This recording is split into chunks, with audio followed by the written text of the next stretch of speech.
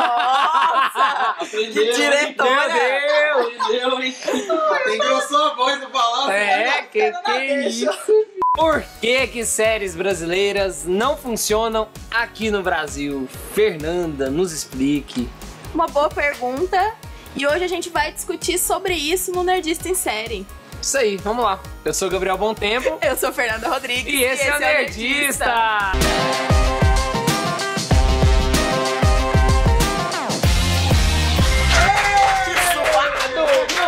Que zoado! Melhor abertura Foi a pior improviso de abertura que você já fez. Eu não consegui nem continuar. Foi muito ruim. A série 3% do Netflix foi renovada aí para a segunda temporada. Fez um tremendo sucesso no mundo inteiro, mas no Brasil parece que a galera preferiu criticar do que elogiar a ideia, não é? Um fato interessante é que 3% foi a série mais assistida em língua não inglesa no mundo, segundo a Netflix. Então ela entrou ali na lista das séries mais assistidas em 2016. E ao mesmo tempo, aqui no Brasil, a galera criticou cenário, criticou as roupas dos personagens, criticou as atuações, os personagens mesmo em si, a construção deles. E aí hoje a gente quer discutir um pouco sobre o porquê das séries em língua portuguesa, né? As séries brasileiras não conseguirem fazer o sucesso entre os brasileiros que elas deveriam fazer. E ao mesmo tempo indicar algumas séries que a gente acha que vale a pena conhecer, que foram séries boas, e tentar identificar qual o futuro das séries brasileiras aí no nosso Brasil. O brasileiro, por padrão, ele tem mania de criticar tudo. Nada tá bom, sempre tem que ter alguma coisa que tá horrível. E não é algo que pode melhorar, não. Tá um lixo, tá péssimo, joga fora e tudo mais. Então o brasileiro, por si só, ele já é reclamão. Os textões do Facebook estão aí pra explicar a gente, pra exemplificar tudo isso que a gente tem falado. Acho que o brasileiro, ele tá muito agressivo quanto a essas produções. Claro que tem aquela coisa que o pessoal fala que brasileiro paga pau de gringo e não sei o quê, mas tem muitas peças boas, tem muitas obras boas na dramaturgia brasileira. E aí eu não falo só de novelas, que são aí exportadas pro mundo inteiro. Eu falo até de séries mesmo, né? A gente tá falando aqui de séries que vale a pena dar uma olhada. A gente tem um caso aí recente, que é aquele que teve a Fernanda Montenegro, Doce de Mãe. Acho que é Doce de Mãe. Que, pô, uma série sensacional, série, né? E ela ganhou um Emmy com a série. Ela não ganharia um Emmy, assim, por uma série ruim. Fernanda Montenegro, atuação impecável, sempre uma excelente atriz, relíquia mesmo, assim, do Brasil, não só pela idade, mas por tudo de bom, pô. Central do Brasil, que foi indicada ao Oscar e tudo mais. Pô, merecia ter ganhado, hein? Merecia mesmo ter ganhado. Não merecia, hein? Não, de filme estrangeiro aí era o melhor, sem sombra de dúvidas. A gente tem agora, né, Mr. Brown, que tá fazendo um burburinho, mas que também não tá, tipo, nossa, que ninguém tá falando tanto, que é uma série que fala sobre representatividade, coloca 2 negros no papel principal, coloca muito empoderamento da mulher também na série, então é muito importante essa série, tá? E ela é uma série da Globo, é uma série de TV aberta. E o bacana é que Mr. Brown usa do humor pra tratar essa representação. Ele não faz aquela coisa dramática. Às vezes a gente pensa que, pra tratar de um assunto sério, você precisa ser sério, você precisa falar de uma maneira, tipo, quase documental o negócio, dar entrevistas e tal. E não é assim, você pode tratar temas sérios de uma maneira muito bem humorada. E Mr. Brown trata isso muito bem. E de uma maneira muito clara, assim.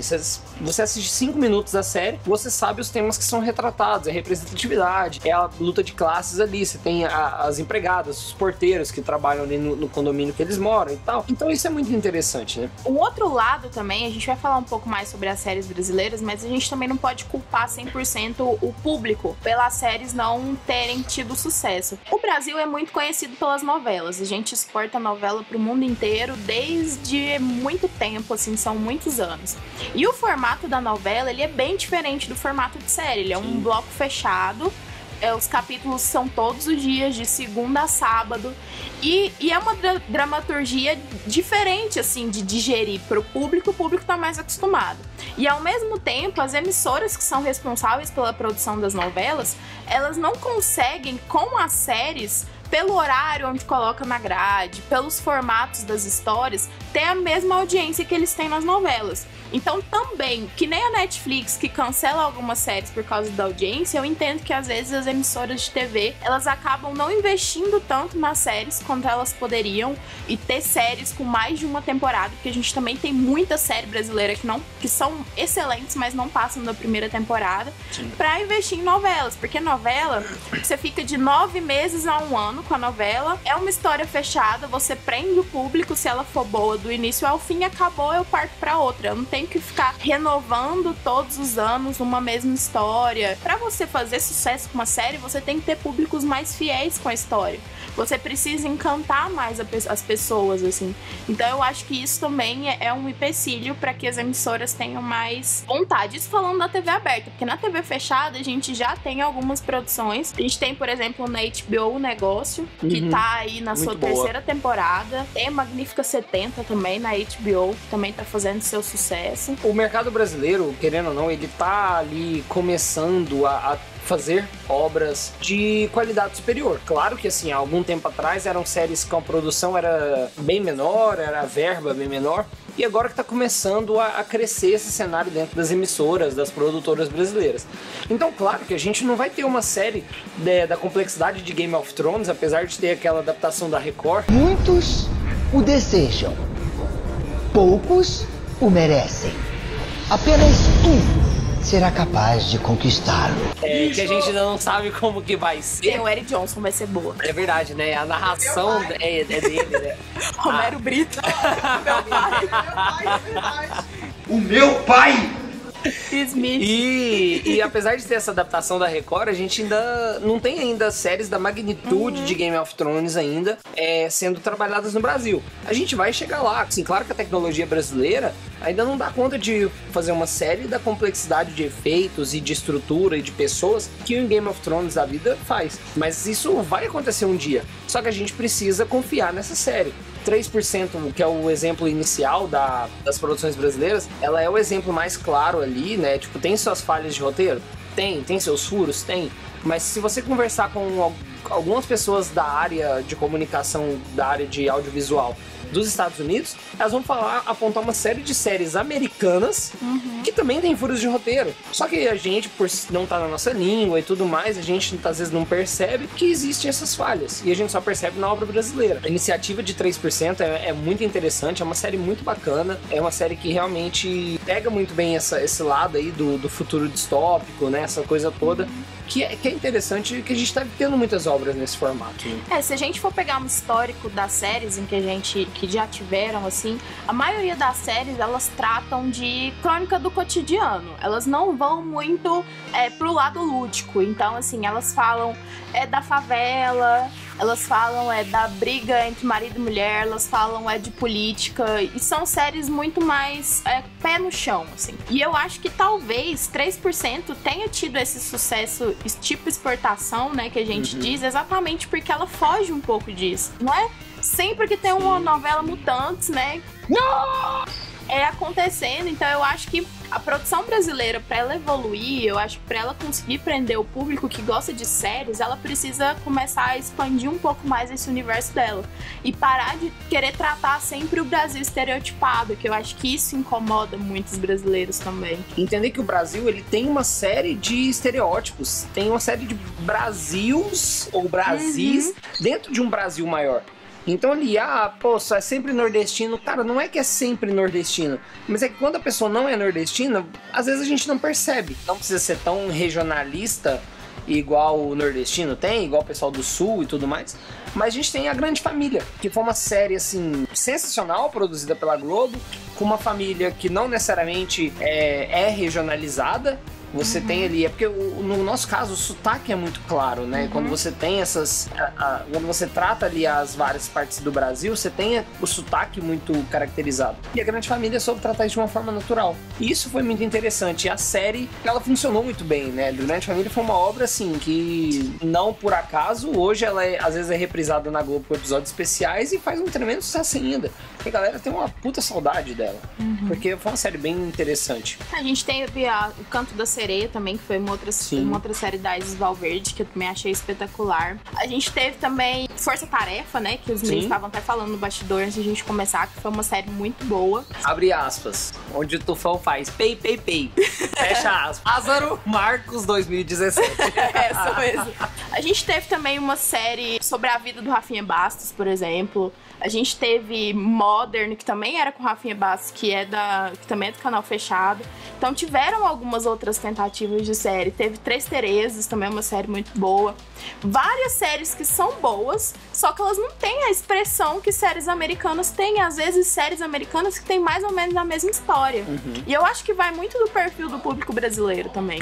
Quando é em língua portuguesa, eles estão muito acostumados a achar defeitos nas coisas. É muito mais fácil você ver estereótipos, você ver sotaque carregado. Por exemplo, o Fernando não quer que a gente fale de novela, mas tem uma novela que tá passando agora. Mas acho que a grande lição que a gente quer trazer nesse vídeo é mostrar pro brasileiro que ele pode dar uma chance para as peças brasileiras que são realmente muito boas. Tem coisa ruim? Tem muita coisa ruim, mas também tem, por exemplo. Supermax, é verdade. Mas tem muita coisa interessante nas obras brasileiras, sabe? Que vale a pena dar uma chance, assistir. A HBO produz muitas séries brasileiras legais. Teve uma há muitos anos atrás, uma bem antiga, chamava, acho que Mandrake. E era muito bacana, acho que inspirou esse lugar aqui, o Mandrake Comic Shop. Não. Mas era uma série muito legal com o Marcos Palmeira. Bem legal. O Sex Shop aqui do lado. É verdade. Eita. É mais fácil. Eita, Ela era mais 18 mesmo. Mas era uma série com história bem bacana, sabe? Eu gostava de assistir. você não tem mais 18, não assista. Não, assista. Mas deve ter Menores de disponível aí idade. na internet. Nossa, Alice não assiste isso, não. Alice. Não. Alice assiste Mandrake? Não. Então tá bom. Aí tava falando de Supermax, que eu não gosto, porque Supermax, ela quis ser ela quis ser a novela forçando pra ser uma série de ficção. Supermax é mais ou menos assim, um roteirista tradicional, produtor tradicional, numa emissora tradicional, tentando fazer uma coisa pro nicho dos nerds. Então, se você não contratar uma equipe que entende realmente do assunto, não vai conseguir fazer. Eu acho que isso também não adianta eu querer usar as mesmas pessoas que fazem novela hoje, que estão acostumadas com um tipo de texto, para produzir conteúdos de formas diferentes. Mas um caso que você falou de equipe, que é interessante, é que a gente até comentou algumas semanas atrás, e apesar de eu ter odiado a série, é aquela Como Matar Zumbis, Monstros e Ninjas e tudo mais. Onde eles... Como matar a galera. Tá, galera? Onde matar geral aí. Que... Beleza, acho que é da Warner, né? É da Warner. A série. E eles quiseram trazer uma galera da internet, porque é o público jovem, e esse público jovem não assiste televisão. Então, assim, não ia adiantar nada colocar o Eric Johnson lá, que não ia... Cada um olho terno, gente. Entendeu? Cada um olho terno de rei, pelo amor de Deus, gente. A mocinha da história é ex-mulher do latino, me respeita. A Daenerys Nossa é aquele... senhora, puta que pariu. É a outra, a Miss qualquer A outra coisa. ex dele. A outra ex do macaco. Agora eu tô decepcionado. Mas tem, então, a iniciativa da Warner de trazer uma galera nova, uma galera que entende pra fazer a série. Não vou entrar no mérito de novo, o vídeo tá aparecendo aqui em algum lugar, vocês veem toda a nossa opinião quanto a isso. Mas assim, a Netflix tem até uma segunda série, né, que já tá confirmada, uma série brasileira, esqueci o nome agora. Tem essa da Operação Lava Jato e tem uma outra série que estão cogitando fazer, que é sobre a história de uma jovem atriz que se apaixona e começa a namorar com um jogador de futebol. Fica aí. Avenida Brasil. Fica aí a Bruna Marquezine e o Neymar aqui na ilustração da história. E é isso, pessoal. Se você tem alguma série, algum seriado, alguma novela que você acha interessante compartilhar com a gente... Novela não, que não pode, seriado. Proibido novela. Mas pode, tem algumas Reality novelas show, boas. Big A não Brother. ser que seja Guerra dos Tronos.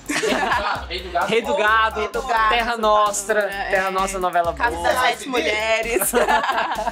Se você tem alguma obra brasileira aí que você quer compartilhar com a gente, quer indicar, coloca aqui nos comentários aqui embaixo, vamos trocar uma ideia juntos, não é não? E se você é de Goiânia, não esqueça de visitar a Mandrake aqui no Pátio do Lago, em frente ao Parque Vaca Brava. E se você não é de Goiânia, não esqueça de acessar o site que tá na descrição do vídeo. Na Mandrake tem a melhor história brasileira de todos os tempos, que é Turma da Mônica. Além de vários mangás japoneses, americanos e tudo mais, a história brasileira que mais faz sucesso há gerações. Então não deixe de conferir. Tchau, Valeu, gente. Até a próxima semana. que vem.